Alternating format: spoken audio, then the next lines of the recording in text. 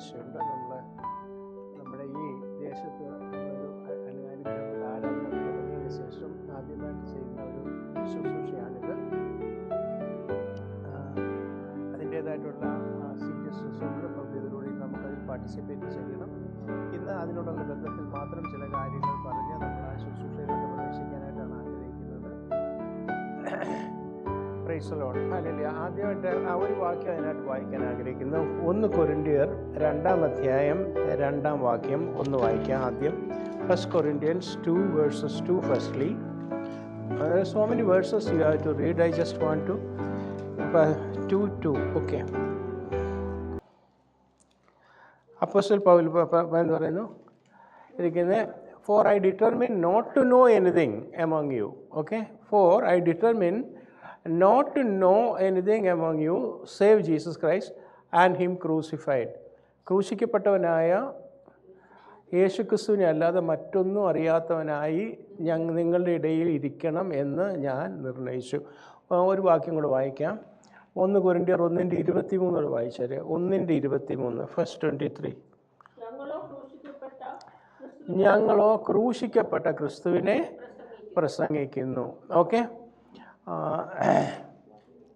Okay നിങ്ങളുടെ പ്രേക്ഷകർ നിങ്ങളെല്ലാവരും ഒന്ന് ശ്രദ്ധിക്കുക. നമ്മൾ ബൈബിൾ വായിക്കുമ്പോൾ നമ്മൾ ദൈവത്തെക്കുറിച്ച് അറിയുന്നുണ്ട്. ദൈവത്തിൻ്റെ സ്വഭാവത്തെക്കുറിച്ചും ദൈവപ്രവൃത്തിയെക്കുറിച്ചും ദൈവപദ്ധതിയെക്കുറിച്ചും ഒക്കെ നമ്മൾ പഴയ നിയമകാലത്ത് വായിക്കുകയും പിന്നെ പുതിയ നിയമത്തിലേക്ക് വരുമ്പോൾ കർത്താവ് യേശുക്രിസ്തുവിലുള്ള ദൈവിക പദ്ധതികളെക്കുറിച്ചും അതിനെക്കുറിച്ചൊക്കെ നമ്മൾ പതുക്കെ അറിഞ്ഞുകൊണ്ടും പഠിച്ചുകൊണ്ടൊക്കെയാണ് ഇരിക്കുന്നത്. പക്ഷെ നമ്മൾ കർത്താവ് യേശുക്രിസ്തുവിനെക്കുറിച്ച് ഉള്ള ആ പഠിക്കുന്ന സമയത്ത് നമ്മൾ പല കാര്യങ്ങളുണ്ട്. ക്രിസ്തുവിൻ്റെ ജനനം അത് വളരെ ഇമ്പോർട്ടൻ്റാണ് അല്ലേ? ക്രിസ്തുവിൻ്റെ ജനനം അതല്ലേ ലോകം മുഴുവൻ ക്രിസ്മസ് എന്ന് പറഞ്ഞുകൊണ്ട് ആരാധിക്കുന്നത്. ആ ക്രിസ്മസിന് ഇത്ര വലിയ പ്രാധാന്യം കൊടുക്കുന്നത് എന്തുകൊണ്ടാണ്? അത് ഒരു പ്രത്യേക രാജ്യത്ത് മാത്രം ആരാധിക്കുന്ന അല്ലെങ്കിൽ കഴിക്കുന്ന സന്തോഷമൊന്നും അല്ലത്. ഇപ്പം നമ്മൾ ദീപാവലി അല്ലെങ്കിൽ അങ്ങനെയൊക്കെയുള്ള ഉത്സവങ്ങളെന്ന് പറഞ്ഞു കഴിഞ്ഞാൽ അത് ഇന്ത്യയിലും ഒക്കെ മാത്രമുള്ള അത് ചില പ്രത്യേകത നമ്മൾ കേരളത്തിൽ മാത്രമേ ഉള്ളൂ, ചില പ്രത്യേക സ്റ്റേറ്റുകളിൽ മാത്രമേ ഉള്ളൂ ഇന്ത്യയിൽ തന്നെ. പക്ഷേ ക്രിസ്മസ് എന്ന് പറഞ്ഞാൽ എൻ്റയർ വേൾഡ് സെലിബ്രേറ്റ്സ് ഇറ്റ്സ്. അപ്പോൾ എന്ന് പറഞ്ഞാൽ അത് എല്ലാ ഹ്യൂമാനിറ്റിയും കൂടെ വേണ്ടിയിട്ടുള്ള ഒരു സംഭവമാണെന്ന് മനുഷ്യർക്ക് എല്ലാവർക്കും അറിയാം. അല്ലാതെ ഒരു പർട്ടിക്കുലർ ഗ്രൂപ്പിനെ ഉദ്ദേശിച്ചുള്ള അല്ല എന്നുള്ളത് എല്ലാവർക്കും അറിയാം. എനിവേ അതിനെക്കുറിച്ചല്ല ഞാനിപ്പോൾ പറയാൻ വന്നത്. ക്രിസ്തുവിൻ്റെ ജനനം ഇമ്പോർട്ടൻ്റാണ്. അപ്പോൾ തന്നെ ക്രിസ്തുവിൻ്റെ ജീവിതം ഭൂമിയിൽ ഉണ്ടായിരുന്നത് ഇമ്പോർട്ടൻ്റ് അല്ലേ?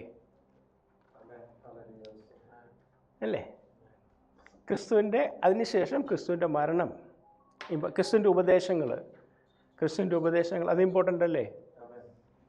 പിന്നെ ക്രിസ്തുവിൻ്റെ മരണം, അതായിപ്പം നമ്മൾ ഇന്നത്തെ കർത്തൃമേശയുമായിട്ടുള്ള ബന്ധത്തിൽ നമ്മളതിനെക്കുറിച്ച് പറഞ്ഞത്. അതാണിപ്പോൾ പൗലോസ് അപ്പോസ്തലനും പറഞ്ഞത്. ഇനി ക്രിസ്തുവിൻ്റെ അസെൻഷനുണ്ട്, ഉയർത്തെഴുന്നേൽപ്പുണ്ട്, അതുണ്ട്. ഇമ്പോർട്ടൻ്റ് ആയിട്ടുള്ള കാര്യമല്ലേ അത്? അല്ലേ? അതുപോലെ ഇനി ക്രിസ്തു തിരിച്ചു വരുന്നുണ്ട് നമ്മുടെ സഭയെ ചേർക്കാനായിട്ട്, അല്ലേ? റാപ്ചർ എന്നാണ് അതിന് ഇംഗ്ലീഷിൽ പറയുന്നത്. അല്ലെ, നമ്മുടെ സഭയെ ചേർക്കാനായിട്ട് വരുന്നുണ്ട്. അതൊക്കെ ഇമ്പോർട്ടൻ്റ് അല്ലേ?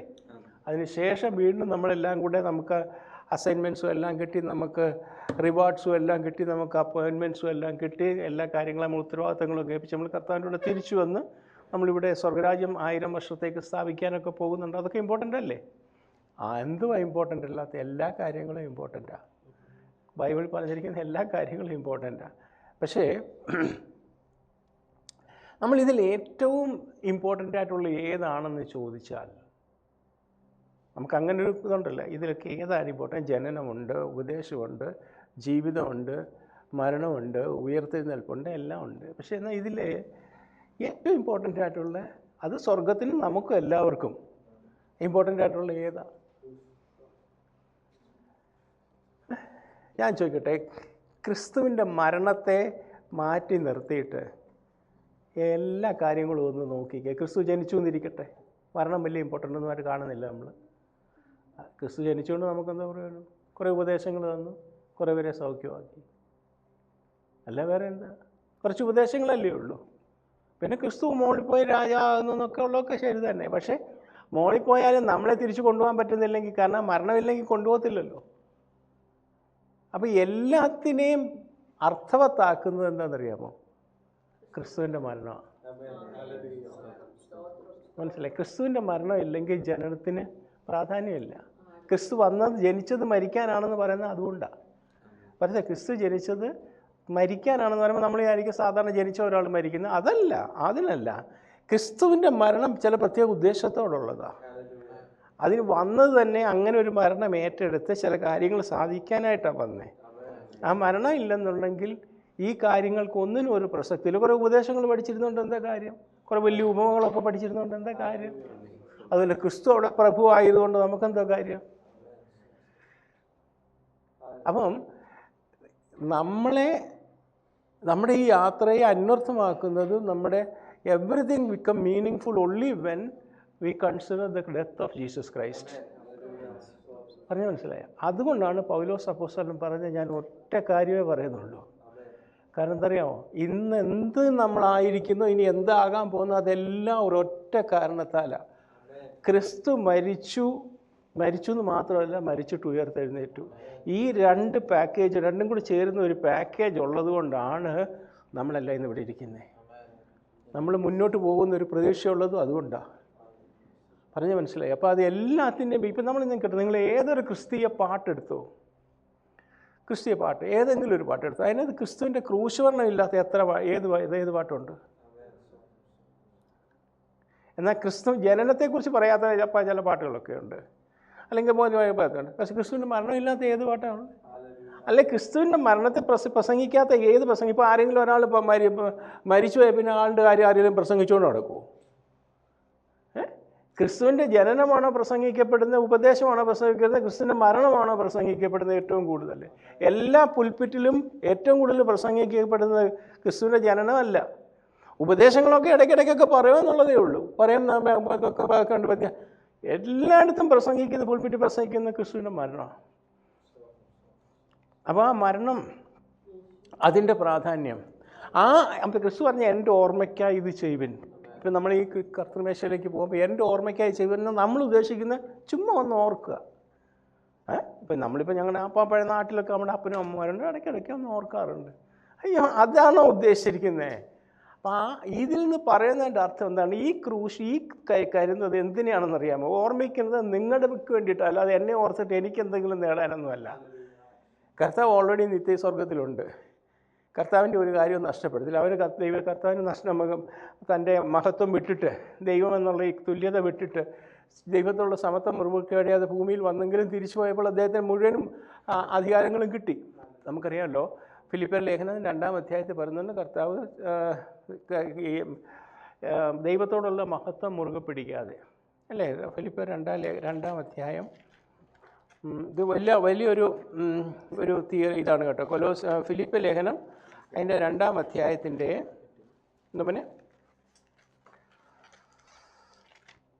അത് വളരെ പ്രധാനപ്പെട്ട ഒരു വാക്യമാണ് കേട്ടോ. അത് ഫിലിപ്പിയർ 2-ാം അധ്യായം. അത് പൗലോസ് അപ്പോസ്തലൻ്റെ ഒരു വലിയൊരു ഡിക്ലറേഷനാണ്. അത് അതിൻ്റെ 8-ാം വാക്യത്തിൽ 7 തൊട്ട് 6 തൊട്ട് വായിക്കുന്നത്. അവൻ ദൈവരൂപത്തിലിരിക്കെ എന്ന് പറഞ്ഞു കഴിഞ്ഞാൽ ദൈവം തന്നെ ദൈവരൂപത്തിലിരിക്കെ, ദൈവരൂപം എന്ന് പറഞ്ഞാൽ ദൈവത്തോടുള്ള ഈക്വാളിറ്റിയിലിരിക്കെ. മനസ്സിലായി? നിങ്ങൾക്കൊക്കെ ഒരു കാര്യം അറിയണം, പിതാവ്, പുത്രന്, പരിശുദ്ധാത്മാവ് എന്ന് പറയുന്ന ത്രിയേക ദൈവം എന്ന് നമ്മൾ പറയുന്നെങ്കിലും ഒരൊറ്റ ദൈവം തന്നെയാണ്. പക്ഷേ അത് 3 വ്യക്തിത്വത്തിൽ, പേഴ്സണാലിറ്റീസിൽ നമുക്ക് ഇച്ചിരി ബുദ്ധിമുട്ടാണ് മനസ്സിലാക്കാനുള്ള ബുദ്ധിമുട്ടുണ്ടെങ്കിലും ആ ത്രിയേക ദൈവം എന്ന് പറയുന്നത് അതിൽ ഒന്നിൽ കൂടുതലും ഒന്നിൽ കുറവും ഒന്നുമില്ല. നമ്മൾ വിചാരിക്കും ഒന്നിൽ പുത്രൻ്റെ അത്രയും, പിതാവിൻ്റെ അത്രയും വലിപ്പം പുത്രനില്ല, അല്ലെങ്കിൽ അതിന് ഇത്രയും ഇമ്പോർട്ടൻ്റ്, അങ്ങനെയൊന്നുമല്ല. പിതാവിനോട് ഈക്വലാണ് പുത്രൻ. മനസ്സിലായോ? അതാണ് എക്സാക്ട്ലി ദൈവത്തിൻ്റെ ഒരു ഇതാണ് പുത്രൻ എന്ന് പറയുന്നത്. ദൈവത്തിൻ്റെ പ്രതിമയും രൂപം എന്നൊക്കെ നമ്മൾ പ്രതിമ എബ്രായ ലേഖനത്തിൽ പറയുന്നത് ആസ് ഇറ്റ് ഈസ്. അതായത് നമുക്ക് തിയോളജി പഠിക്കുമ്പോഴേ കുറച്ചുകൂടെ നമ്മൾ പഠിക്കുമ്പോഴേ അതിനെക്കുറിച്ച് അറിയത്തുള്ളൂ. അതൊക്കെ നമുക്ക് പിന്നീട് നമുക്ക് ഗ്രാജുവലായിട്ട് ഓരോ കാര്യങ്ങൾ അറിയാം. പക്ഷേ ഒന്ന് മാത്രം പറഞ്ഞാൽ മതി, പിതാവായാലും അത് ഫുൾ ദൈവമാണ്, പുത്രനായാലും അത് ഫുൾ ദൈവമാണ്, പരിശുദ്ധാത്മാവായാലും അത് ഫുൾ ദൈവമാണ്. ഓക്കെ, മനസ്സിലായി? പക്ഷേ അവരുടെ ഓരോ കാര്യങ്ങൾ ചെയ്യുമ്പോൾ അവരുടെ മിനിസ്ട്രിയുടെ സ്റ്റൈൽ വേറെയാണെന്നുള്ളതേ ഉള്ളൂ, ഓഫീസസ് വേറെയാണെന്നുള്ളതേ ഉള്ളൂ. പക്ഷേ they are together in one in all aspects. Okay, നമ്മൾ പുത്രനാന്ന് പറഞ്ഞാൽ പുത്രൻ മനുഷ്യരൂപത്തിൽ വന്നു കഴിഞ്ഞാൽ ഇറ്റ് ഈസ് 100% കർത്താവിൻ്റെ കാര്യം എന്ന് പറഞ്ഞാൽ ഹീസ് 100% ഹ്യൂമൻ ആൻഡ് 100% ഗോഡ്.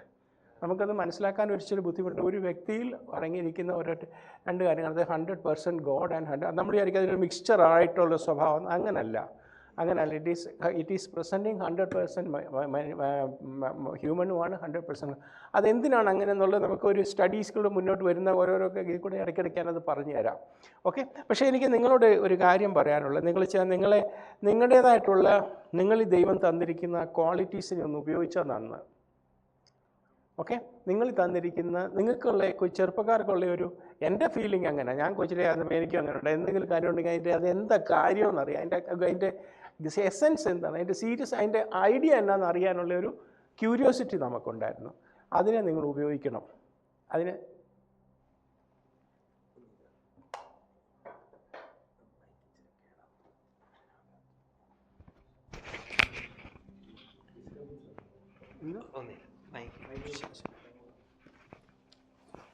മൈക്കിൻ്റെ പ്രശ്നമാണ്.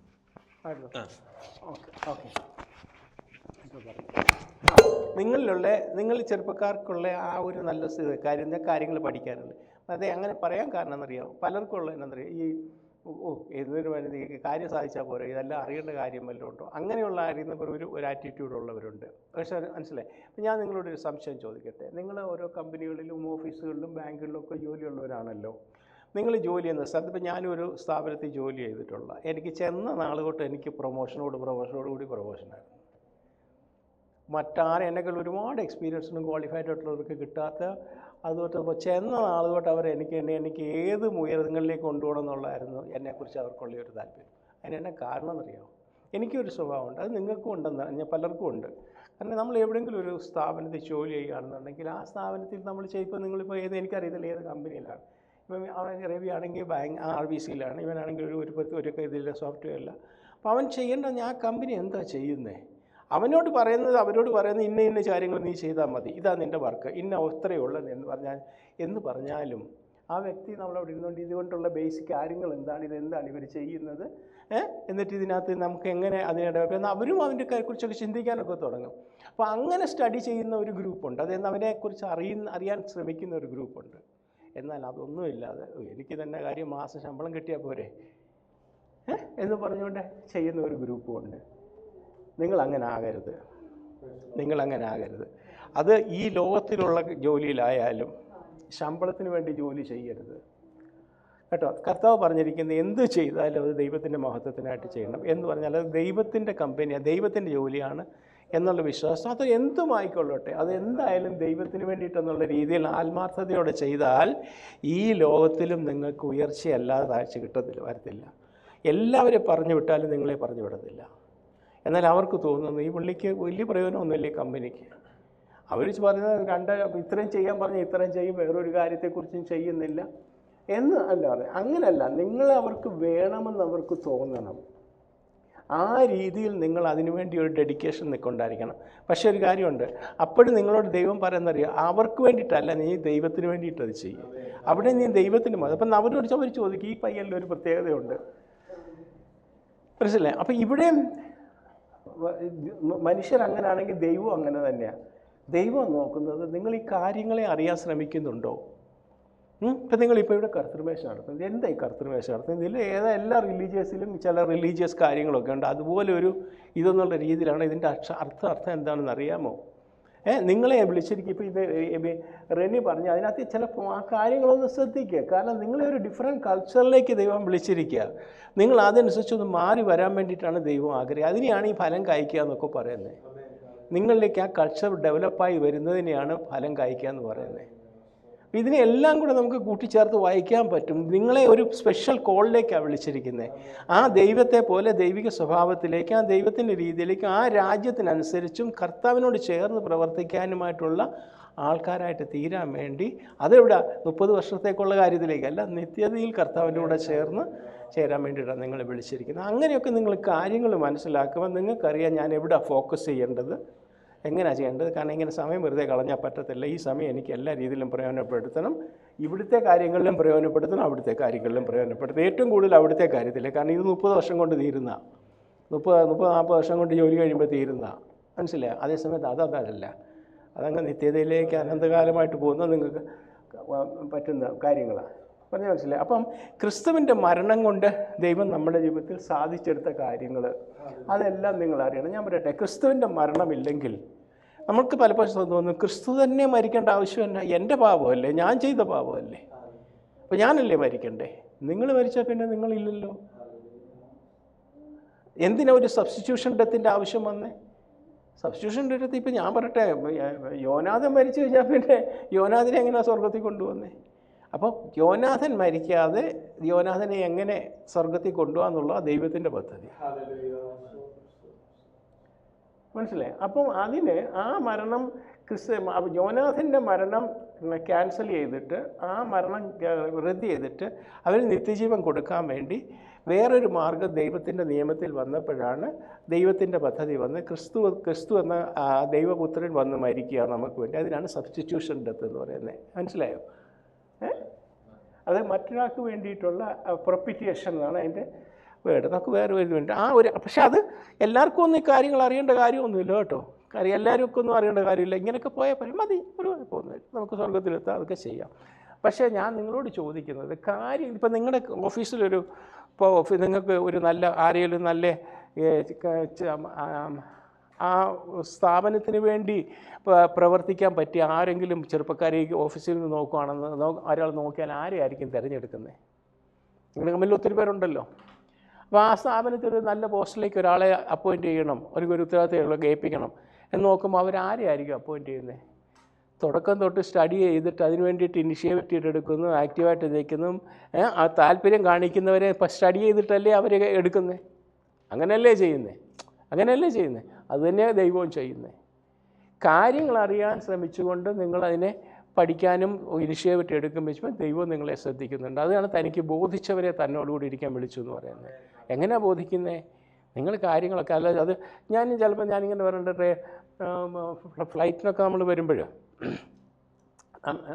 അത് ഇത്രയും കാര്യങ്ങളൊന്നും പോകേണ്ട കാര്യമില്ല. ഫ്ലൈറ്റിനൊക്കെ വരുന്നുണ്ടെങ്കിൽ ചിലപ്പോൾ നമ്മൾ പെട്ടിയൊക്കെ അങ്ങ് ബെൽറ്റയിലോട്ടങ്ങ് വിട്ടിട്ട് നമ്മളങ്ങ് പോയി കിടന്ന് സുഖമായിട്ട് ഇരിക്കല്ലേ. ആ പെട്ടി എങ്ങോട്ട് പോകുന്നത്, എവിടെ പോകുന്നത് എന്തേലും നമുക്കറിയാമോ? പിന്നെ നമ്മൾ കാനഡയിൽ വരുമ്പോഴാ പെട്ടി എന്ന് എടുക്കാൻ പോകുന്നത്, എവിടുന്ന് കയറിയതാണ് അത്. പക്ഷേ ഇതിനിടയിൽ ഈ പെട്ടി എവിടെയൊക്കെ പോയി, ആരൊക്കെ അതിൻ്റെ പേരിൽ അതിൻ്റെ ഉത്തരവാദിത്തങ്ങൾ ഏറ്റിട്ടുണ്ട്, ഇതൊക്കെ നമുക്കറിയേണ്ട കാര്യമുണ്ടോ? നമുക്കറിയണ്ടേ? നമുക്ക് ഇത്രയേ ഉള്ളൂ, നല്ലൊരു ശതമാനം ആൾക്കാർ ഇത്രയേ ഉള്ളൂ, കാര്യം സാധിക്കണം എന്നുള്ളതേ ഉള്ളൂ. എന്നാൽ വേറൊരു ഗ്രൂപ്പുണ്ട്, അവരെല്ലാ കാര്യങ്ങളും അറിയാൻ ആഗ്രഹിക്കും. ഇതെങ്ങനെയാണ് പോകുന്നത്, ഇതിൻ്റെ സിസ്റ്റം എന്താ ഞാനീ പറയുന്ന 2 രീതിയിലും നമുക്ക് പോകാം. ചുമ്മാ ഇരുന്ന് ഉറങ്ങി അങ്ങ് പോകാം, എന്നിട്ട് അവിടെ ചെന്ന് കാര്യം സാധിക്കാം. ചിലരുണ്ട് എനിക്കെല്ലാം അറിയണം സാധിക്കും. പക്ഷേ എവിടെയെങ്കിലും ഒരു സ്ഥാപനത്തിനകത്തൊക്കെ ഒരു ഉത്തരവാദിത്വം ഏൽപ്പിക്കണമെന്നെങ്കിൽ ഉറങ്ങുന്നവരെയല്ല ദൈവം ഏൽപ്പിക്കുന്നത്. ആ കാര്യം എന്താണെന്ന് അറിയണമെന്ന് ആഗ്രഹിക്കുന്നവരെയാണ്. അത് ഓർത്തോണം. അത് ഈ ഭൂമിയിലും അങ്ങനെ തന്നെയാണ്, നിത്യതയിലും അങ്ങനെ. അതിനെ ഞാൻ തനിക്ക് ബോധിച്ചവരെ എന്ന് പറയാം. അപ്പം നിങ്ങൾ എത്രമാത്രം കാര്യങ്ങൾ അറിയാൻ ഇനിഷ്യേറ്റീവ് എടുക്കുന്നുണ്ട്. ഇവിടെ ഇപ്പം നമ്മൾ ചർച്ചൊക്കെ ഉണ്ട്, നമ്മൾ ചില കാര്യങ്ങളൊക്കെ പറയുന്നുണ്ട്. അതാണോ നിനക്കറിയണ്ടേ സ്വന്തമായിട്ട്? ഓക്കെ. ഇനി ചില ക്വസ്റ്റ്യൻസ് ഞാൻ നിങ്ങൾക്ക് അറിയാം. നമുക്ക് കർത്തൃമേശയിലേക്ക് പോകുന്നതിന് മുമ്പ് 1-2 കാര്യങ്ങൾ നിങ്ങളുടെ ഈ കർത്താവിൻ്റെ ക്രൂശ് മരണം അല്ലെങ്കിൽ അതാവശ്യമായിരുന്നോ? നമുക്ക് ചിലപ്പോൾ എനിക്ക് കർത്താവിൻ്റെ ക്രൂശ് മരണം അല്ലെങ്കിൽ രക്ഷയ്ക്ക് നമ്മളെ രക്ഷിക്കണം എന്നുള്ള ആ ഒരു ഇതിന് കർത്താവിൻ്റെ പുത്രനെ ക്രൂശ് തറയ്ക്കേണ്ട ആവശ്യം ഉണ്ടായിരുന്നോ?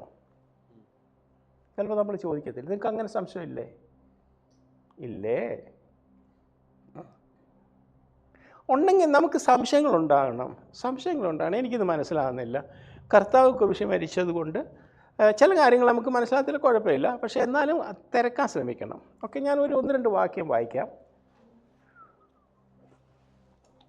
അങ്ങനൊരു സൊല്യൂഷൻ ഉണ്ടായിരുന്നെങ്കിൽ കർത്താവിനെ ക്രൂശ് തറയ്ക്കാതെ ഡാനിയെ രക്ഷിക്കാൻ കഴിയുമായിരുന്നെങ്കിൽ അതൊക്കെ ചെയ്താൽ പോരായിരുന്നു. 1-2 വാക്യങ്ങൾ നമ്മൾ ഇതിനോടുള്ള ബന്ധത്തിലൊന്ന് വായിക്കാം. ഓക്കെ.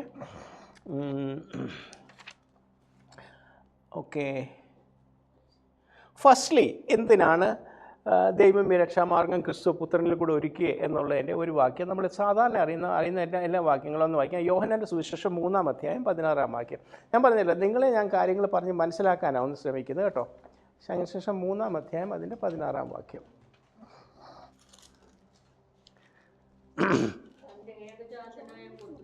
തൻ്റെ ഏകജാതനായ പുത്രനെ നൽകുവാൻ തക്കവണ്ണം വിശ്വസിക്കുന്ന ഏവനും നശിച്ചു പോകാതെ നിത്യജീവൻ പ്രാപിക്കേണ്ടതിന് അവനിൽ വിശ്വസിക്കുന്ന നിത്യജീവൻ പ്രാപിക്കേണ്ടതിന് ഞാൻ അത് നോക്കിയ പ്രയോജനമൊന്നുമില്ല. യോഹന്നാൻ 3:16 നമ്മളെ തൻ്റെ ഏകജാതനായ പുത്രനിൽ വിശ്വസിക്കുന്ന ഏവനും നശിച്ചു പോകാതെ നിത്യജീവൻ പ്രാപിക്കേണ്ടതിന് ദൈവം അവനെ നൽകുവാൻ തക്കവണ്ണം ലോകത്തെ സ്നേഹിച്ചു. For God so loved the world that he gave his only begotten Son, that whosoever believed in him should not perish, but have everlasting life. നമ്മളിത് എല്ലാവർക്കും കാണാനറിയാവുന്നൊരു വേഴ്സായത്. പക്ഷേ ഇതിൻ്റെ അർത്ഥം എത്ര പേര് ശരിക്കും ഇതിനെ കണ്ടിട്ടുണ്ട്? ഒന്നാമത്തെ കാര്യം തന്നെ, ദൈവം എന്തിനാ ഈ രക്ഷാമാർഗം ഒരുക്കിയ?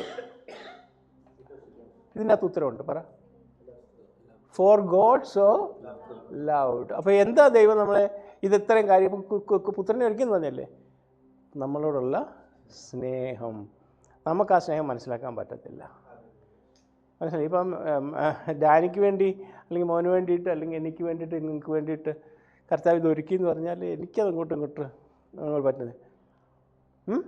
ചിലപ്പോൾ നമ്മൾ ചോദിക്കും, കർത്താവിന് ശിഷ്യന്മാർ പാപം ചെയ്തോ? ശിഷ്യന്മാരല്ല, ദൂതന്മാർ പാപം ചെയ്തപ്പോൾ ദൈവം ഇങ്ങനെയൊന്നും ചെയ്തില്ലല്ലോ, അല്ലേ? പത്രോസിൻ്റെ ലേഖനത്തിലൊക്കെ പറയുന്നുണ്ട്, ദൂതന്മാരോട് ഈ കൃപയൊന്നും കാണിച്ചില്ല.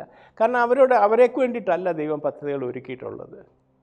മനസ്സിലായി? അവരെ രക്ഷിക്കാനല്ല ദൈവം ഇരിക്കുക. ദൂതന്മാരെന്ന് പറഞ്ഞാൽ സേവകന്മാരെന്ന് മാത്രമേ ഉള്ളൂ. അല്ല, അവരോട് ദൈവിക പദ്ധതിയിലേക്ക് ദൈവം വിളിച്ചിട്ടൊന്നുമില്ല. മനസ്സിലായി? പക്ഷെ നിങ്ങളെ എന്നെ അങ്ങനെയല്ല. പിന്നെ ചോദിക്കും, അവർ പാപം ചെയ്തല്ലേ, ആദം പാപം ചെയ്തല്ലേ, എന്നങ്ങ് തള്ളിക്കളഞ്ഞിട്ട് വേറൊരു സൃഷ്ടി അങ്ങ് ഉണ്ടാക്കിയാൽ പോരാ. അതല്ല എന്ന് കുറച്ചുകൂടെ എളുപ്പം. കർത്താവ് പറഞ്ഞു, അത് സ്നേഹമാണ്. അതങ്ങനെ സ്നേഹമാകുന്നേ. എനിക്കൊരു മോനുണ്ട്, ആ മോൻ മോശമായെന്ന് പറഞ്ഞുകൊണ്ട് അവനെ അങ്ങ് ഇല്ലാതാക്കി കളയാണോ? എന്നാൽ പിന്നെ അടുത്തൊരു മോനുണ്ടാകട്ടെ എന്ന് പറഞ്ഞിട്ട് പോയാൽ അതായിരിക്കും. അത് ചിലർക്ക് മനസ്സിലാകുന്നത്. 100 ആടുകളുണ്ടായിരുന്നു, ഒരാട് കാണാതെ പോയി. സാധാരണ രീതിയിലെന്ന് പറഞ്ഞാൽ ഒന്നല്ലേ ഉള്ളൂ പോയത്. അത് സ്നേഹമല്ല. ആ ഒന്നിനോട് 100 ആടിനെ സ്നേഹിക്കുന്നത് പറഞ്ഞാൽ 100 ആടിനോടുള്ള സ്നേഹം. ഓരോ ആടിനെ ഇൻഡിവിജ്വലായിട്ട് സ്നേഹിക്കുന്ന ദൈവമാണ് ദൈവം. അല്ല, നീ പോയാൽ പോട്ടെന്ന് വിചാരിക്കുന്ന ദൈവം അല്ല ദൈവം. നമുക്ക് മനസ്സിലാകുന്ന സ്നേഹം അങ്ങനെ 100 ഒന്ന് പോയാൽ പോട്ടെന്നുള്ള മനസ്സിലായി. ഇതൊക്കെ മനസ്സിലാക്കാൻ നമുക്ക് ബുദ്ധിമുട്ടാണ്. നമുക്ക് ബുദ്ധിമുട്ടാണ്. മനസ്സിലായോ? പലരും ചോദിക്കുന്ന ഒരു കാര്യമാണ്. മനസ്സിലായോ? അതിന് ദൈവത്തിന് ഒറ്റ ഒരു കാര്യമേ ഉള്ളൂ. മനസ്സിലായോ? ദൈവത്തിൻ്റെ മനസ്സെന്ന് പറയുന്നത് സ്നേഹമാണ്. മനസ്സിലായി? ദൈവത്തിന് അങ്ങനെ. കാരണം ഇപ്പം ഡാനിയെ പോയാൽ പോട്ടെന്ന് വിചാരിക്കാം, മനുഷ്യർ വിചാരിക്കും, ചിലപ്പോൾ നമ്മുടെ വീട്ടുകാരും വിചാരിച്ചായിരിക്കും. പക്ഷേ ദൈവം പറയുന്നത്, എനിക്ക് ഡാനി എന്ന് പറയുന്ന ഒരു വ്യക്തിയേ ഉള്ളൂ. ഡാനിയെ പോലെ വേറെ മനുഷ്യരുണ്ടായിരിക്കും, പക്ഷേ ഡാനി എന്ന് പറയുന്ന വ്യക്തി ഒന്നല്ലേ ഉള്ളൂ. അതിനൊരു റീപ്ലേസ്മെൻ്റ് ഇല്ല. മനസ്സിലായോ? അപ്പം ദൈവം എല്ലാം സൃഷ്ടിച്ചതിനെയും അതിന് ദൈവത്തിന് അതിൻ്റെ റെസ്പോൺസിബിലിറ്റി ഉണ്ട്. ആ സ്നേഹം ദൈവത്തിനുണ്ട്. എനിക്ക് കളയാൻ പറ്റത്തില്ല അതിനെ. അപ്പോൾ ഇതിനെ എങ്ങനെ ഇതിനെടുക്കണം, റിഡംപ്റ്റ് ചെയ്യണം. പക്ഷേ അവിടെ ഇനി രണ്ടാമത്തെ ഒരു വാക്യം കൂടെ ഒന്ന് വായിക്കാം. റോമൻസ് 3:25-26. റോമൻസ് 3:25-26. റോമൻസ് 3:25-26.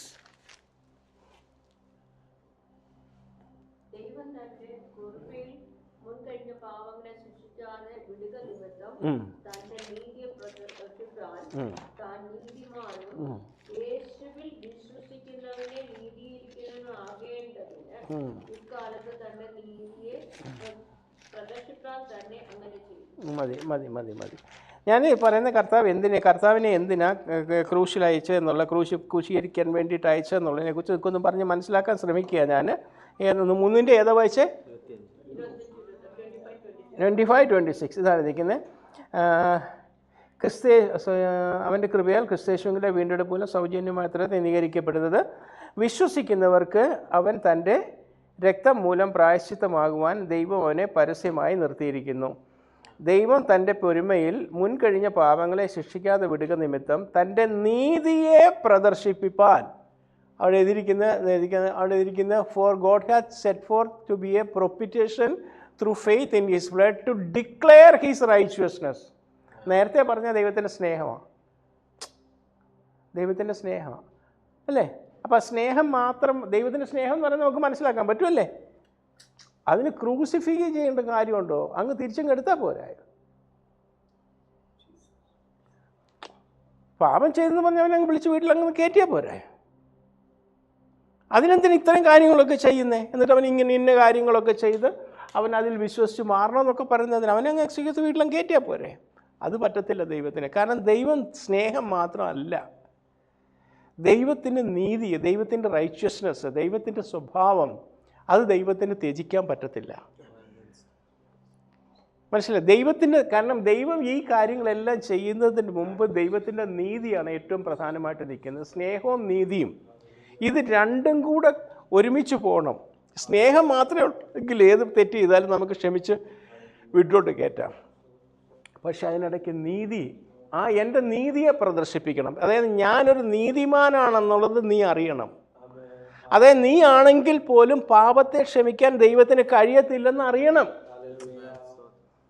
അപ്പം തൻ്റെ പുത്രനെ ക്രൂശിച്ച് ലോകത്തെ കാണിക്കുന്നതിലൂടെ വിശ്വാസികളോട് പ്രത്യേകിച്ചും ദൈവം പറയുന്നതുണ്ട്, നിങ്ങൾ വിശ്വാസിയാണെന്ന് പറഞ്ഞ് മോനാണെന്ന് പറഞ്ഞ് സ്കോട്ട് ഫ്രീ ആയിട്ട് പോകാൻ പറ്റില്ല. കാരണം നിങ്ങൾ നീതിക്ക് അടിമപ്പെട്ടവരാ, ദൈവത്തിൻ്റെ സ്വഭാവത്തിന് അടിമപ്പെട്ട, ദൈവത്തിൻ്റെ രീതിക്ക് അടിമപ്പെട്ടവരാ. ദൈവം രാജ്യത്തേക്ക് പോകുന്നവരുടെ മുറിയൊരു കൾച്ചറിലേക്ക് പോകുന്നവരാ, അവിടുത്തെ രീതിക്കനുസരിച്ച്.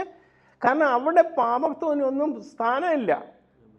അവിടെ നിങ്ങൾക്ക് ഇഷ്ടം പോലെ ജീവിക്കാം, പക്ഷേ ദൈവ പൈതലിൻ്റെ സ്റ്റാറ്റസിലാണ് നിങ്ങൾ ജീവിക്കേണ്ടത്, ദൈവത്തിൻ്റെ രീതിയിലാണ് ജീവിക്കേണ്ടത്. ദൈവം ചില കാര്യങ്ങൾക്കൊന്നും കാരണം ദൈവത്തിന് പാപത്തോട് വെറുപ്പാണ്. പാപത്തോട് വെറുപ്പെന്ന് ഇപ്പം ഞാൻ അതിൻ്റെ കാര്യം പറയാം, അതിനൊരു കാരണം പറയാം. പാപം എന്ന് പറഞ്ഞാൽ എന്താണെന്ന് തന്നെ നിങ്ങൾ അറിയണം. ആദ്യം പാപം എന്ന് പറഞ്ഞു കഴിഞ്ഞാൽ നിങ്ങൾക്ക് നന്മയുണ്ടാക്കുന്നതൊന്നും അല്ല പാപം. നിങ്ങളെ തിന്മയിലേക്കും നിങ്ങളെ നാശത്തിലേക്കും കൊണ്ടുവന്ന ചില കാര്യങ്ങൾ ഈ ലോകത്തിലും എക്സിസ്റ്റ് ചെയ്യുന്നുണ്ട്. അതിനെയാണ് ദൈവം പാപം എന്ന് പറയുന്നത്. പറഞ്ഞാൽ ഇപ്പം നിങ്ങൾക്ക് ഈ ലോകത്തിൽ നമുക്ക് താമസിക്കുമ്പോൾ തന്നെ അറിയാമല്ലോ പല മനുഷ്യരുടെ സ്വഭാവം. ഇവൻ നമ്മളിലും ഉണ്ട്, പലതും നമുക്കറിയാം. അത് നമ്മുടെ ശരീരത്തിലുള്ളതല്ലത്, നമുക്ക് വേണ്ടാത്ത ചില സ്വഭാവങ്ങളാണ്. പക്ഷേ എന്നാലും നമുക്കുണ്ടത്. കാരണം ചിലപ്പോൾ നമുക്ക് അതിൽ നിന്ന് തന്നെ രക്ഷപ്പെടണമെന്ന് ആഗ്രഹിക്കുക, എന്നിട്ടും പറ്റുന്നില്ലെന്നുള്ളതേ ഉള്ളൂ. ഇപ്പം നമുക്കറിയാം, എനിക്ക് ഈ ദേഷ്യം പാടില്ല, എനിക്ക് ഈർഷ്യ പാടില്ല, എനിക്ക് അസൂയ പാടില്ല, എനിക്ക് കള്ളത്തരം പാടില്ല, ഇതെല്ലാം നമുക്കറിയാം. കാരണം ഈ പാടില്ല എന്ന് പറയുന്നത് എന്ത്? ഇപ്പം പറയാത്ത എനിക്ക് കള്ളത്തരം പറയണ്ട, എനിക്ക് ദേഷ്യപ്പെടണ്ട, ഇങ്ങനെയൊക്കെ വിചാരിക്കുന്നത് എന്നാ? കാരണം എനിക്കിത് അറിയുന്നുണ്ട്, അത് എൻ്റെ ജീവൻ്റെ പാർട്ടല്ലത് അല്ലേ? അങ്ങനെ ഒരു തോന്നലുള്ളതുകൊണ്ടല്ലേ എനിക്കത്. കാരണം പക്ഷേ എന്നിൽ ഉണ്ടത്, എനിക്കത് വേണ്ട. പക്ഷേ അത് കാരണം എൻ്റെ ഒരു ജീവൻ്റെ കാരണം എന്ന് പറയുക, ദൈവം സൃഷ്ടിച്ചപ്പോൾ മനുഷ്യനെ ആ കാര്യങ്ങളുകൊണ്ടല്ല സൃഷ്ടിച്ചത്. ഇതെങ്ങനെയോ കയറി വന്നതാണ് ഇതിനകത്തോട്ട്, നമ്മുടെ ഉള്ളിലോട്ട്. ഇതെന്ന് പറഞ്ഞാൽ കയറി വന്ന പാപം പ്രവേശിച്ചെന്നാണ് പറയുന്നത്. മനസ്സിലായി? അപ്പോൾ നിനക്ക് മുൻപിൽ വരുന്നതിന് മുമ്പ് പാപം ഇല്ലായിരുന്നു. നിന്നെ ദൈവം ആദ്യം മനുഷ്യനെ സൃഷ്ടിച്ചപ്പോൾ അവനിൽ നല്ലൊരു മനുഷ്യനായിട്ട് സൃഷ്ടിച്ച, പാപമില്ലാതെ സൃഷ്ടിച്ച. പക്ഷേ പിശാചും ഇതെല്ലാം കൂടെ ചേർന്ന് നിന്നിലേക്ക് ചില കാര്യങ്ങളെ ഇൻസ്റ്റിറ്റ് ചെയ്തിരിക്കുന്ന, അത് നിനക്ക് തന്നെ അറിയാതെ എന്നിൽ പാടില്ലെന്നുള്ളത്. അപ്പോൾ കാരണം നിന്നിലുള്ള ഒരു ഫോറിൻ എലമെൻ്റ് ആണ് ഈ പാപം എന്ന് നിനക്കറിയാം. കാരണം നമ്മുടെ ശരീരത്തിൽ ഏതെങ്കിലും വെളിയിൽ നിന്ന് ഒരു ഫോറിൻ എലമെൻറ്റ് കയറി കഴിഞ്ഞാൽ നമുക്ക് ബുദ്ധിമുട്ടുണ്ടാകുന്നില്ലേ? അതുപോലെ തന്നെയാണ് ഈ പാപം നിങ്ങളിലേക്ക് കൊണ്ടുവരുന്നത്. അപ്പോൾ ദൈവം പറയുന്നത് നിന്നെ അതിൽ നിന്ന് വെറുക്കണം. സ്വർഗത്തിൽ അതും കൊണ്ട് നമുക്ക് പോകണ്ട. അതിവിടെ കളഞ്ഞിട്ട് നമുക്ക് അതിനെയെല്ലാം കളഞ്ഞിട്ട് ആ ഫോറിൻ എലമെൻറ്റിനെ എല്ലാം കളഞ്ഞിട്ട് നീ എന്തായിരുന്നോ അതനുസരിച്ച് കൊണ്ടുപോകണം നിന്നെ.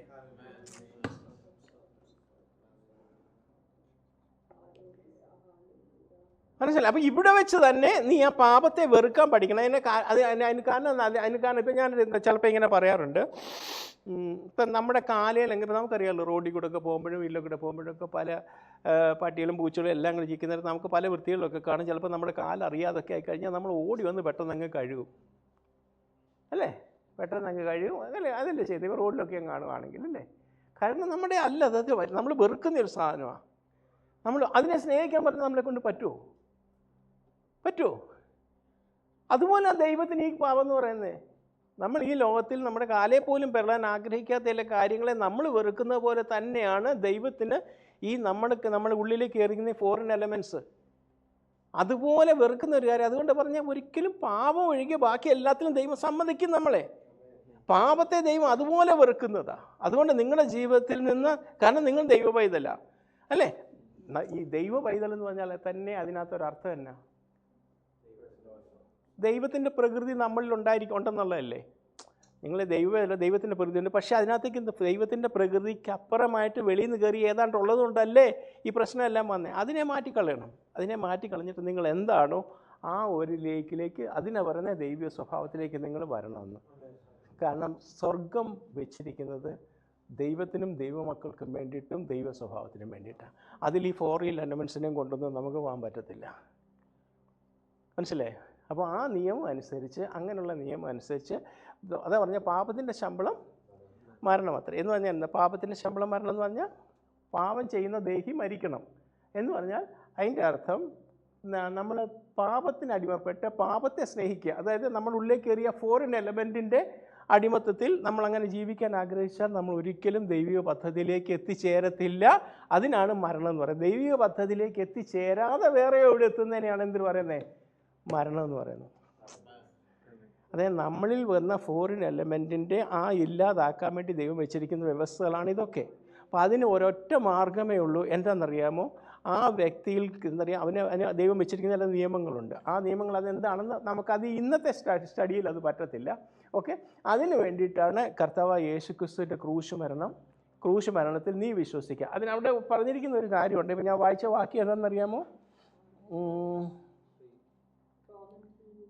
ഞാനിപ്പോൾ റോമൻ ലേഖനം ഇവിടെ ഇപ്പം നേരത്തെ അത് വായിച്ചത് റോമൻ 3 വിശ്വസിക്കുന്നവർക്ക് അവൻ രക്തം മൂലം പ്രായശ്ചിത്തമാകുവാൻ ദൈവം അവനെ പരസ്യമായി എന്ന് പറഞ്ഞാൽ പരസ്യമായി നിർത്തിയിരിക്കുന്നു എന്ന് പറഞ്ഞു കഴിഞ്ഞാൽ anybody who believes and who wants to come back to the holy life എന്ന് പറഞ്ഞാൽ വിശ്വസിക്കുന്നവർക്കെന്ന് പറഞ്ഞാൽ എൻ്റെ അർത്ഥം എന്താ? അത് നിങ്ങളൊന്ന് ആലോചിച്ച് നോക്കുക. ഞാൻ നിങ്ങൾ ഈ വാക്കിൻ്റെ അർത്ഥം മനസ്സിലാക്കി. ആർക്കെങ്കിലും അത് നിങ്ങൾ ഇവിടെ ഇരിക്കുമ്പോൾ തന്നെ ഇത് പറഞ്ഞ് മനസ്സിലാക്കിയ വചനങ്ങൾക്ക് അനുസരിച്ച് എനിക്ക് മാറണം, എനിക്ക് കർത്താവിൽ നിന്ന് എനിക്ക് ആ പ്രൊപ്പിറ്റേഷൻ വേണം, എനിക്കങ്ങനെ ദൈവത്തിൻ്റെ പൈതലായിട്ട് എന്നിൽ നിന്ന് ആ ഫോറിൻ എലമെൻറ്റ് മാറ്റി എനിക്ക് ദൈവ പദ്ധതിയിലേക്ക് വേണമെന്ന് നീ ആഗ്രഹിക്കുന്നെങ്കിൽ അങ്ങനെയുള്ളവരെ അതിലേക്ക് കൊണ്ടുവരാൻ വേണ്ടി മനസ്സിലായി. അപ്പം നിന്നെ കൊല്ലുകയല്ല വേണ്ടേ, അതിനുവേണ്ടി ദൈവം ഒരു നിയമം ഉണ്ടാക്കിയതാണ്. അതിനായിട്ടാണ് ദൈവം എന്താ പറയുന്നത് സാക്രിഫൈസിൻ്റെ ഇതൊക്കെ വെച്ചത്. അന്ന് പണ്ടത്തെ കാലത്തൊക്കെ ഓരോ മൃഗങ്ങളെയൊക്കെ കൊല്ലുകയൊക്കെ ചെയ്യുന്ന ഓർമ്മയുണ്ടല്ലോ അല്ലേ? അതിൽ കൂടെ, കാരണം ഇപ്പോൾ മൃഗങ്ങളെ കൊല്ലുമ്പോൾ നമ്മൾ അന്നത്തെ വെച്ചിട്ട് അവിടെ ശ്രദ്ധിച്ചേ, അന്ന് അറിയാമല്ലോ ഒരു പാപം ചെയ്യുമ്പോൾ ഓരോ മൃഗങ്ങളെയൊക്കെ ബലി കൊടുക്കാൻ പറയുവാൻ. ഞാനൊരെയൊക്കെ പ്രാവിനെയൊക്കെ ബലി കൊടുത്താൽ നമ്മുടെ പാപം എങ്ങനെയാണ് പോകുന്നത്? അത് പോകത്തില്ല. അത് പറഞ്ഞിട്ടുണ്ട്, എബ്രായ ലേഖനത്തിൽ പറയുന്നുണ്ട് ഇത് കൊണ്ടൊന്നും പോകത്തൊന്നുമില്ല. പക്ഷേ കൊല്ലുമ്പം നമ്മളതിനെ ബലി കൊടുക്കുമ്പം നിനക്കൊരു കാര്യം അറിയണം, ഒരു തെറ്റും ചെയ്യാത്ത ഒന്നിനെയാണ് നിനക്ക് വേണ്ടി കൊല്ലുന്നത്. മനസ്സിലായി? നിന്നെ വിശുദ്ധനാക്കാൻ വേണ്ടിയിട്ട്. അപ്പോൾ അത് മനസ്സിലാക്കി നീ മാറണം, നീ ചേഞ്ച് ചെയ്യണം, ആ ഒരു തീരുമാനത്തിലേക്ക് നീ വരണം. ആ ഇന്ന ട്രാൻസ്ഫോർമേഷൻ നടക്കാൻ വേണ്ടി ദൈവം വെച്ചിരുന്ന ഒരു വ്യവസ്ഥയാണ് അത്. പക്ഷേ അവർ വിചാരിച്ചാലെന്നറിയാമോ? അവർ വിചാരിച്ചാൽ മൃഗമല്ലേ, അതിനെ കൊല്ലുന്നതിന് തന്നെ. അപ്പോൾ പിന്നെ ആ മന്ദിരത്തിൽ തന്നെ അതിൻ്റെ സെയിൽ തുടങ്ങിയായിരുന്നു അവർ. അതാ കർത്താവ് വന്നിട്ട് പിന്നെ എല്ലാത്തിനും തട്ടിമറിച്ചിട്ടെന്നൊക്കെ പറയുന്നതൊക്കെ. മനസ്സിലായോ? ആ രീതിയിലല്ല ഇതിനെ കാണേണ്ടത്. അപ്പോൾ കർത്താവ് പറഞ്ഞ മൃഗങ്ങളെക്കുറിച്ച് കൊണ്ടൊന്നും പറ്റത്തില്ല. സാധാരണ രീതിയിൽ നീ മരിച്ചാൽ നിൻ്റെ തന്നെയാണ് മരണം വേണ്ടത്. അപ്പോൾ മനുഷ്യന് വേണ്ടി മരിക്കേണ്ടത് മനുഷ്യൻ തന്നെയാണ്. അപ്പോൾ പക്ഷേ മനുഷ്യനെ രക്ഷിക്കാൻ വേണ്ടി ദൈവം വെച്ച മാർഗത്തിൽ അവനെ കൊന്നു കഴിഞ്ഞാൽ എന്ത് ചെയ്യും? അതുകൊണ്ട് പെർഫെക്റ്റായിട്ടുള്ള ഒരു മനുഷ്യൻ സ്വർഗത്തിൽ നിന്ന് തന്നെ തൻ്റെ ഏകജാതനായ പുത്രനെ ഭൂമിയിലേക്ക് അയച്ചു. എന്നറിയാമോ? വിശ്വസിക്കുന്ന ഏവനും നശിച്ചു പോകാതെ നിത്യജീവൻ പ്രാപിക്കാൻ. മനസ്സിലായോ?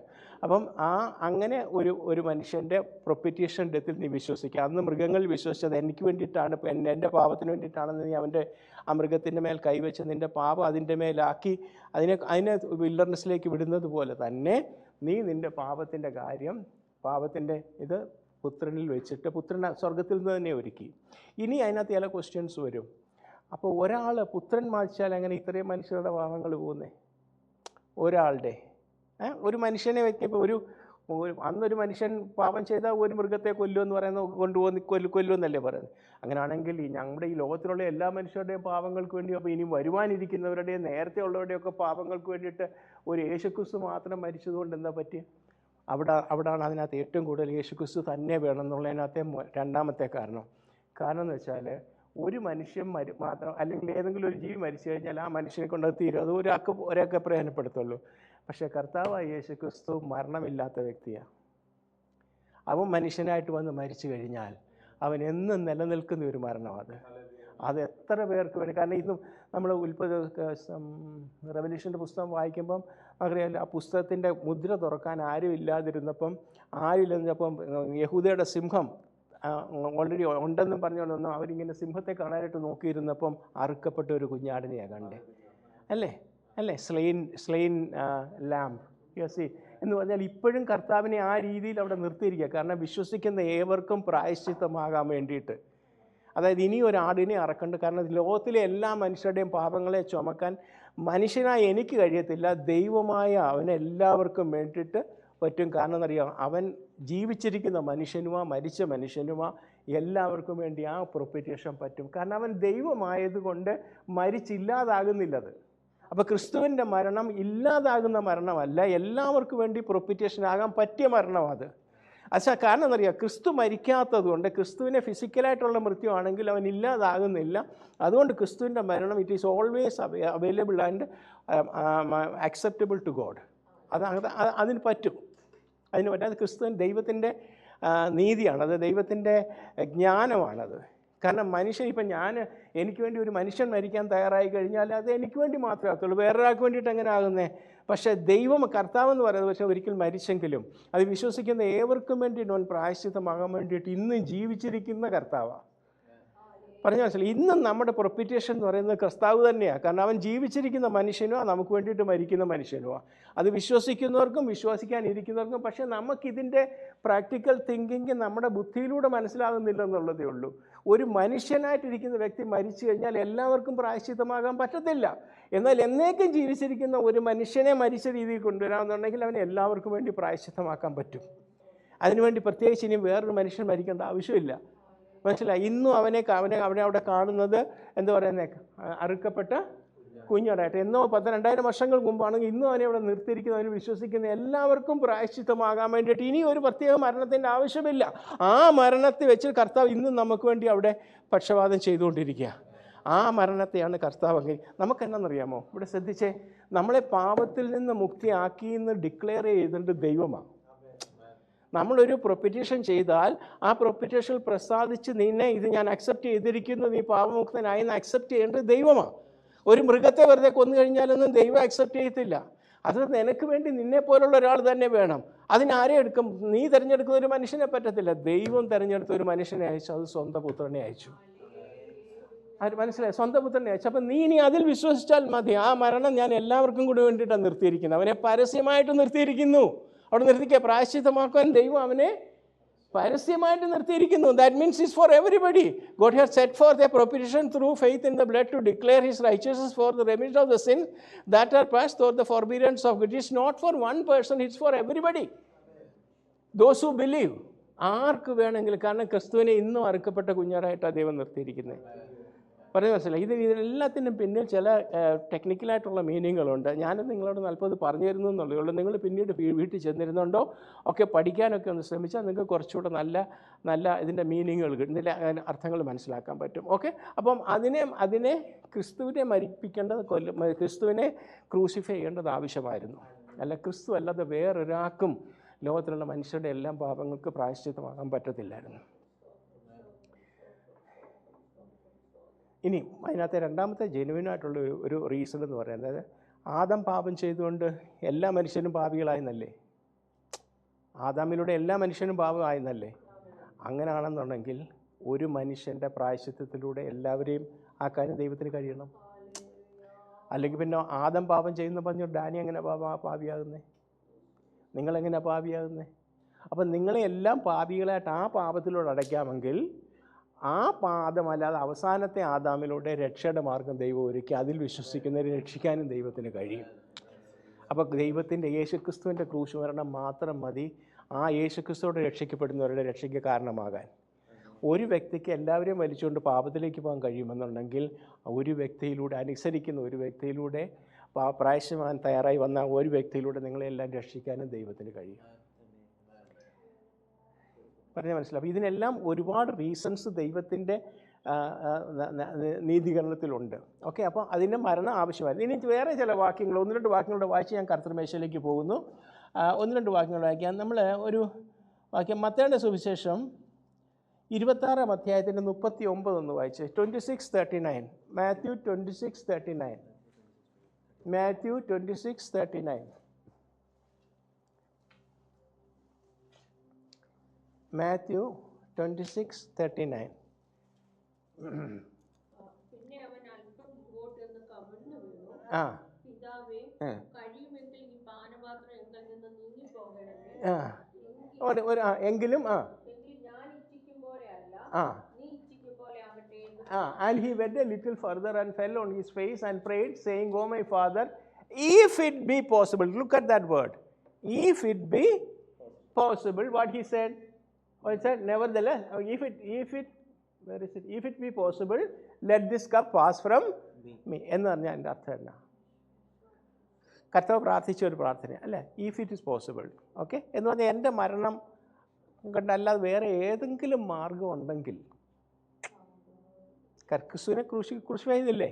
മനുഷ്യനായിട്ട് വന്ന് ക്രൂശിഫൈ ചെയ്യുമ്പോഴുള്ള എല്ലാ കാര്യങ്ങളും എല്ലാവർക്കും അറിയാം. ആ വേദനയോ അതെല്ലാം അറിയാം, എന്തുമാത്രം വേദന സഹിച്ചാന്നൊക്കെ. അപ്പോൾ കർത്താവ് ഒരു വാക്യം, അത് പക്ഷേ ഈ വാക്യം വായിച്ചത് കർത്താവിന് രക്ഷപ്പെടാൻ വേണ്ടി പറഞ്ഞ വാക്യം അല്ല, നമ്മൾ ചില കാര്യങ്ങൾ മനസ്സിലാക്കാൻ വേണ്ടി പറഞ്ഞ കാര്യമാണ്. അപ്പോൾ കർത്താവ് പറഞ്ഞാൽ ഇഫ് ഇറ്റ് ബി പോസിബിൾ, അതിൻ്റെ അർത്ഥം there is no way possible.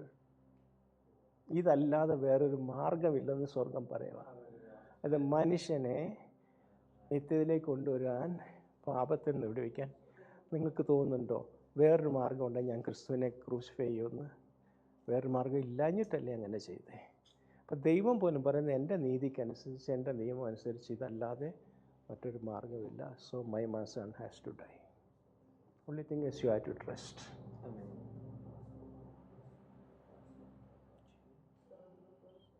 അങ്ങനെയല്ലേ മോനെ അതിൻ്റെ? If it be possible, and if there is any other solution, way that you can find a solution that human beings can be restored, but sir, no, there's no way, because my righteousness says so. My love says that to be saved, and I am sending you as my son to die also because of my love. But why you have to die? Because of my righteousness, my character of righteousness. That says, because according to my law, according to righteousness, according to the heavenly law, no. You only have to die, because there is no human being can die for a human being also. Animals cannot die, human beings cannot die, but there is only one person, that is you, Son of God. He is the only sinless person, and even after death he can live. That is only you. You are the only one who can be a propitiation for all the world. If a human being die for any other person, it is only for one person. But for the entire human race, whoever wants to have faith and to save their life, there is only one way, and that is you, my son. Because you are the only one after death also can come back. So that can be a propitiation for everybody. Whoever believeth. God says, Jesus says, there was a verse എന്ന് പറയുമ്പോൾ നമ്മൾ വിചാരിക്കുന്ന because of the pain, etc., God was, of course that was there, but that question is basically an answer for all of us, because the death of Jesus Christ was not by chance or anything like that, by forceful or anything, because other than that there was no way that a human being race can be saved. അതാണ് പറഞ്ഞത്, കർത്താവിൻ്റെ ക്രൂശുമരണം അല്ലാതെ മറ്റൊരു മാർഗം ഇല്ല.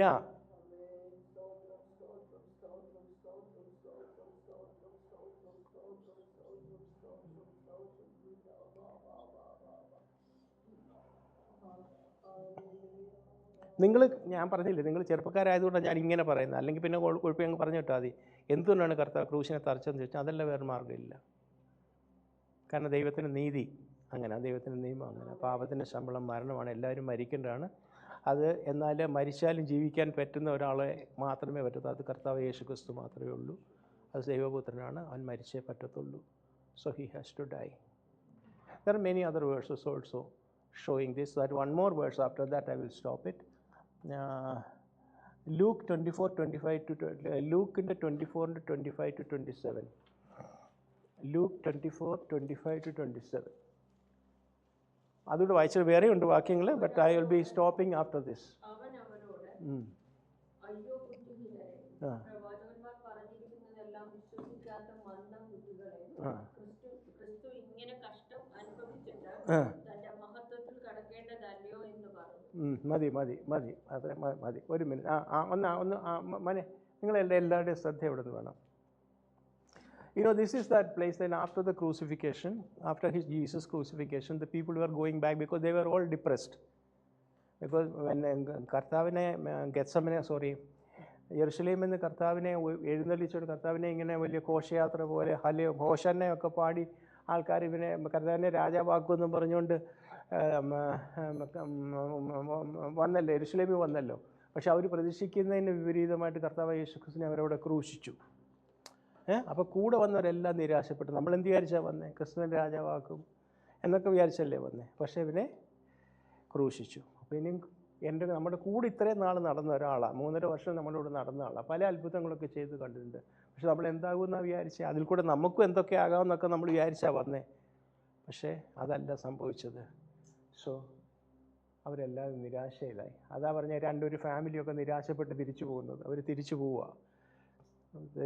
ഞങ്ങൾ വിശ്വസിച്ചിരുന്നതിലൊക്കെ എല്ലാത്തിലും നിരാശയാണ്. അവരെല്ലാം ക്ഷീണിച്ച് നിരാശപ്പെട്ട് തിരിച്ചു പോവുക.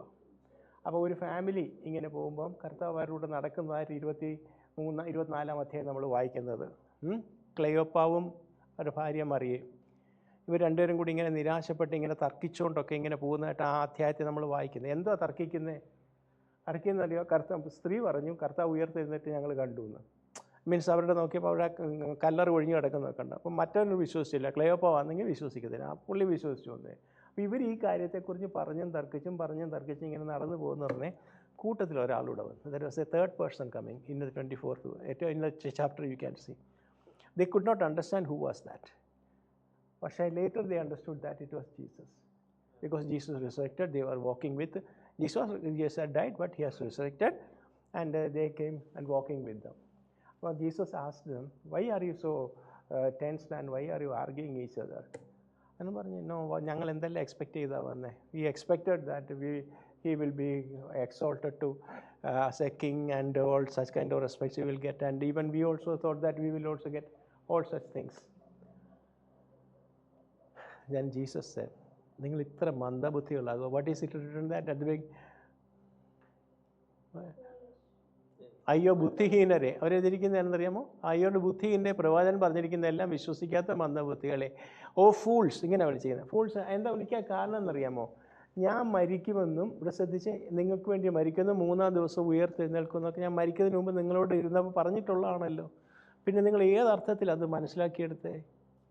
ഞാൻ കഥ പറയുമായിരുന്നോ? ഞാൻ മരിച്ചേ പറ്റൂ, ഞാൻ അതിന് വന്നവനാണ്. പക്ഷേ ഞാൻ 3 ദിവസം ഉയർത്തെഴുന്നേൽക്കും. പക്ഷേ അന്ന് ജീവിച്ചിരുന്നപ്പോൾ അവരത് ഇത്ര കരുതിയില്ല. ഇപ്പം നിങ്ങൾ നിരാശപ്പെട്ട് പോകുന്നതിന് എന്താ കാരണം? ഞാൻ നിങ്ങളോട് നേരത്തെ പറഞ്ഞതല്ലേ, എന്നെ അയച്ചതിൻ്റെ പർപ്പസ് ഇതാ, മനുഷ്യനെ രക്ഷിക്കണമെങ്കിൽ എനിക്ക് മരിച്ചേ പറ്റത്തുള്ളൂ. എൻ്റെ മരണത്തിൽ നിങ്ങൾ വിഷമിക്കണ്ട. എൻ്റെ മരണത്തിൽ കൂടെ മാത്രമേ ലോകത്തിൻ്റെ രക്ഷ ഒരുക്കാൻ പറ്റത്തുള്ളൂ. അപ്പം നിങ്ങൾ അതിനെക്കുറിച്ച് നിരാശപ്പെടുകയല്ല വേണ്ടത്. നിങ്ങൾ അന്നേരം പിന്നീട് അവർ തിരിച്ച് നേരെ അവരുടെ അടുത്തോട്ട് പോയത്. പറഞ്ഞു മനസ്സിലായി? കാരണം കർത്താവ് പറയുന്നത് ഇത് ചുമ്മാ തമാശയായിട്ട് എടുക്കേണ്ട കാര്യങ്ങളല്ല. Is R serious things. മനസ്സിലായി? ഇതില്ലാതെ നമുക്ക് രക്ഷ ഒരുക്കാൻ പറ്റത്തില്ല, നിങ്ങളെ കൊണ്ടുപോകാൻ പറ്റത്തില്ല. ഇത് കരുതി എനിക്കും നഷ്ടം വന്നില്ല, ഞാൻ ജീവിക്കും. കാരണം എൻ്റെ ആത്മാവ് കർത്താവ് ദൈവത്തിൻ്റെ ഇല്ല, അവൻ എന്നെ ജീവിപ്പിക്കുക. എനിക്ക് അതിൻ്റെ കർത്താവിനോട് ജീവിച്ചിരിക്കുമ്പോൾ തന്നെ അവൻ നിനക്കെല്ലാം അധികാരം അവിടെ തന്നിട്ടുണ്ടെന്ന് കർത്താവിനോട് പറഞ്ഞു. അല്ല, അവൻ മരിച്ചിട്ടില്ല. അവൻ മരിച്ചു, പക്ഷേ പിന്നീട് കർത്താവ് അവനെ ഉയർത്തെഴുന്നേൽപ്പിച്ചു മുന്നോട്ട്. അപ്പോൾ അതുകൊണ്ട് ആ മരണം കൊണ്ട് നമ്മുടെ രക്ഷ ഒരുക്കുമായിരുന്നു പിതാ കർത്താവ് ചെയ്തു അവിടെ. There's a way he was opening for us to be redeemed. Understand that. അതുകൊണ്ട് കർത്താവിന് ഒരു ദോഷം, ചെറിയ വേദനയൊക്കെ സഹിച്ചു എന്നുള്ളത് സത്യം. പക്ഷേ ആ വേദന സഹിക്കണം. കാരണം നമ്മുടെ പാപത്തിൻ്റെ ശിക്ഷയുണ്ടല്ലോ, വേറൊരാൾ ഏറ്റാൻ പറ്റത്തില്ല. കർത്താവ് തന്നെ ഏൽക്കണം. അവൻ മാത്രമേ ഉള്ളൂ പാപം ചെയ്യാത്തവൻ. അവനെ മാത്രമേ ഉയർത്തെഴുന്നേൽപ്പിക്കാൻ പറ്റത്തുള്ളൂ. അവൻ ഉയർത്തെഴുന്നേൽപ്പിക്കാൻ പറ്റത്തില്ല, പിന്നെ നമ്മുടെ രക്ഷ എങ്ങനെ ഒരുക്കുന്നത്? കർത്താവ് ഉയർത്തെഴുന്നേറ്റില്ലെങ്കിൽ പിന്നെ നമ്മുടെ രക്ഷ എങ്ങനെ വരുന്നത്? അവൻ്റെ ഉയർത്തെഴുന്നേൽപ്പിക്കൂടല്ലേ നമ്മൾ ഉയർത്തെഴുന്നേൽക്കാൻ പോകുന്നേ, അല്ലേ? അതിൽ വിശ്വസിക്കുന്നവരെ കൂടല്ലേ നമ്മൾ, ആ കർത്താവിൻ്റെ കൂടെ അല്ലേ ദൈവത്തെ നമ്മളെ ചേർത്തത്? നമ്മളെ ആദാമിൻ്റെ പരമ്പരയിലായിരുന്ന നമ്മളെ കർത്താവിൻ്റെ കൂട്ടത്തിലേക്ക് ചേർത്തപ്പോൾ കർത്താവിൻ്റെ അനുഭവങ്ങൾ നമ്മളിലേക്ക് വരാൻ വേണ്ടിയിട്ടല്ലേ ചെയ്തത്. അപ്പം നിങ്ങൾ ഉയർത്തെഴുന്നേൽക്കണമെങ്കിൽ ആദ്യം ഞാൻ ഉയർത്തെഴുന്നേൽക്കണം. ഞാൻ ഉയർത്തെഴുന്നേൽക്കണമെങ്കിൽ ഞാൻ പാപമില്ലാത്തവനായിരിക്കണം. ഞാൻ പാപമില്ലാത്തവനായിരിക്കണമെങ്കിൽ ഞാൻ ദൈവവേദലായിരിക്കണം. ഞാൻ ദൈവവേദലാണ്. ഞാൻ ഏകജാതനായ എൻ്റെ കർത്താവിൻ്റെ പുത്രനാണ്. പിതാവാൻ ദൈവത്തിൻ്റെ കൂടുതൽ. എനിക്ക് പാപമില്ല. അതുകൊണ്ട് എനിക്ക് ശരീരധാരണം എടുക്കാനും പറ്റും, പാപത്തെ ഏറ്റെടുത്തുകൊണ്ട് എനിക്ക് മരിക്കാനും പറ്റും, പിന്നീട് എനിക്ക് ഉയർത്തെഴുന്നേൽക്കാനും പറ്റും. ദൈവം എന്നെ ഉയർത്തെഴുന്നേൽപ്പിക്കുകയും ചെയ്യും. അതുകൊണ്ട് എൻ്റെ മരണം കൊണ്ട് എനിക്ക് നഷ്ടമല്ല, പക്ഷേ നിങ്ങൾക്കെല്ലാം ലാഭമാണ് ഉണ്ടാകാൻ പോകുന്നത്. ലോകത്തിൻ്റെ ലാഭത്തിന് വേണ്ടി, എന്നിൽ വിശ്വസിക്കുന്നവരുടെ ലാഭത്തിന് വേണ്ടി ഞാനെന്ന വ്യക്തി മരിച്ചേ പറ്റൂ. വേറൊരാൾ മരിച്ചാൽ ഒരിക്കലും രക്ഷ നടക്കത്തില്ല. മൃഗങ്ങൾ മരിച്ചാലും നടക്കത്തില്ല, മനുഷ്യൻ മരിച്ചാലും നടക്കത്തില്ല. അതിനൊരൊറ്റ വ്യക്തിയുള്ളത് ദൈവത്തിൻ്റെ അടുക്കിരിക്കുന്ന ഏകജാതനായ പുത്രൻ. അപ്പോൾ പുത്രനായിട്ട് നിൽക്കുന്നതിൻ്റെ പിന്നിലുള്ള ഒറ്റ കാര്യം അതാ, മനുഷ്യൻ പാപം ചെയ്യുമെന്നും അവനെ വിടുവിക്കാൻ ഒരു മാർഗ്ഗം ഒരുക്കണം എന്നൊക്കെ പിതാവ് അറിഞ്ഞുകൊണ്ട് തന്നെ ഇതെല്ലാം നേരത്തെ ചെയ്തിരിക്കുന്നേ. ക്രൂസിഫിക്കേഷൻ എന്ന് പറയുന്നത് അല്ലെങ്കിൽ അങ്ങനെ നടന്നത് ബൈ ചാൻസ് സംഭവിച്ച കാര്യങ്ങളൊന്നും അല്ല.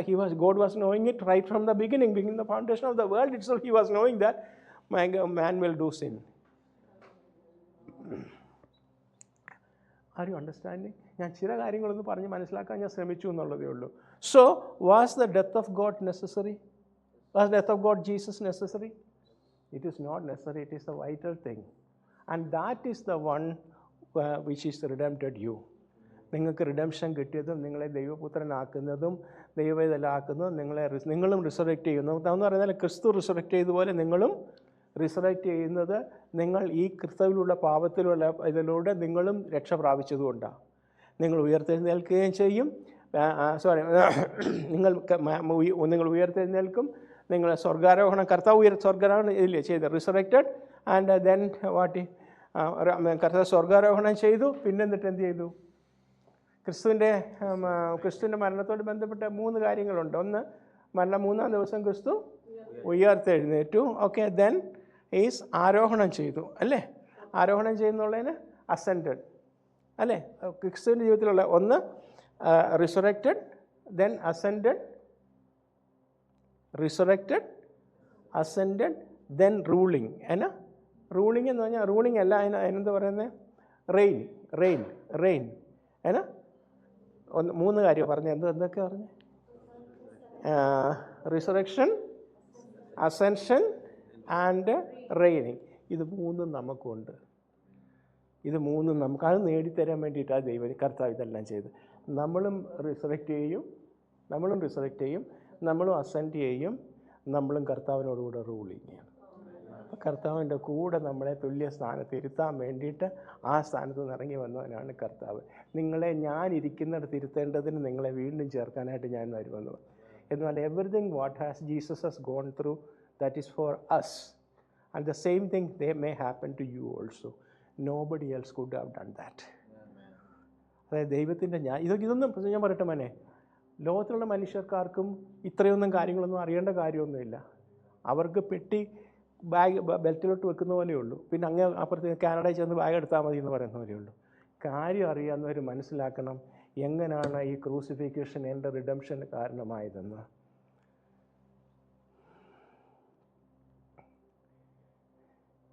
എന്നിട്ടാണ് പറയുന്നത് എൻ്റെ ഓർമ്മയ്ക്കായിട്ട് ഇത് ചെയ്യുവേൻ.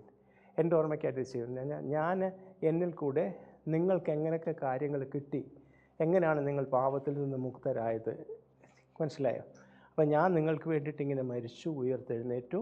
ഇനി എന്നിട്ട് ആ ഉയർത്തെഴുന്നേൽപ്പിൻ്റെ പുതുമയിൽ ഞാൻ ജീവിച്ചതുപോലെ എനിക്ക് വേണ്ടി പുതിയ ആളായിട്ട് നിങ്ങൾ ജീവിക്കണമെന്ന് നിങ്ങൾ എപ്പോഴും നിങ്ങളെ തന്നെ ബോധ്യപ്പെടുത്താൻ വേണ്ടി മാസം തോറും അല്ലെങ്കിൽ മീറ്റിങ്ങുകൾ തോറും നിങ്ങളിത് ഇൻസ്റ്റിറ്റ്യൂട്ട് ചെയ്ത് നിങ്ങളെ തന്നെ കർത്താവിലൂടെ നിങ്ങൾക്ക് കിട്ടിയ രക്ഷയുടെ മാർഗം, ദൈവം ഒരുക്കിയ മാർഗം നിങ്ങളെപ്പോഴും ഓർത്ത് നിങ്ങളുടെ ആ വിളിയും നിങ്ങൾക്ക് കിട്ടിയ ഭാഗ്യത്തെയും നിങ്ങളെപ്പോഴും മീൻസ് ഫ്രഷായിട്ട് വെച്ചുകൊണ്ട് നിങ്ങൾ ജീവിക്കണം. അതിനു വേണ്ടി എല്ലാം കൂടി വരുമ്പോഴൊക്കെയും ചെയ്യുന്നത് this is always making us remember. അതായത് എൻ്റെ ഓർമ്മയ്ക്കായി ഇത് ചെയ്യുവേൻ എന്ന് പറഞ്ഞു കഴിഞ്ഞാൽ എന്നിൽ നീ വിശ്വസിച്ചു, എന്നിൽ നീ വിശ്വസിച്ചല്ലേ തുടങ്ങിയ ജീവിതം, അല്ലേ?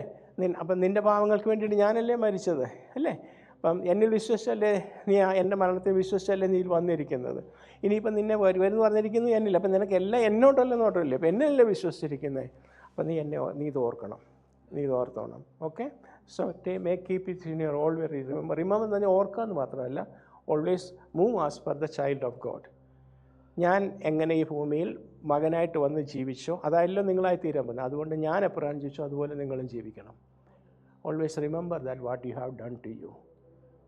ഓക്കെ, അപ്പോൾ ഇതെല്ലാം കഴിക്കുമ്പം ഇനി നമുക്ക് കർത്തൃമേശ ശുശ്രൂഷയിലേക്ക് പ്രവേശിക്കാൻ പോവുകയാണ്. നമുക്ക് പ്രൈസ് ലോർഡ് ഹല്ലേലൂയ. ഒരു മിനിറ്റ് ഒന്ന് പ്രാർത്ഥിക്കാം. Praise Lord. എല്ലാവരും പ്രാർത്ഥിച്ചുകൊണ്ടിരിക്കുമ്പോൾ സമയം എന്തായി? ഓക്കെ, 10 റിനി ഒന്ന് പ്രാർത്ഥിച്ച്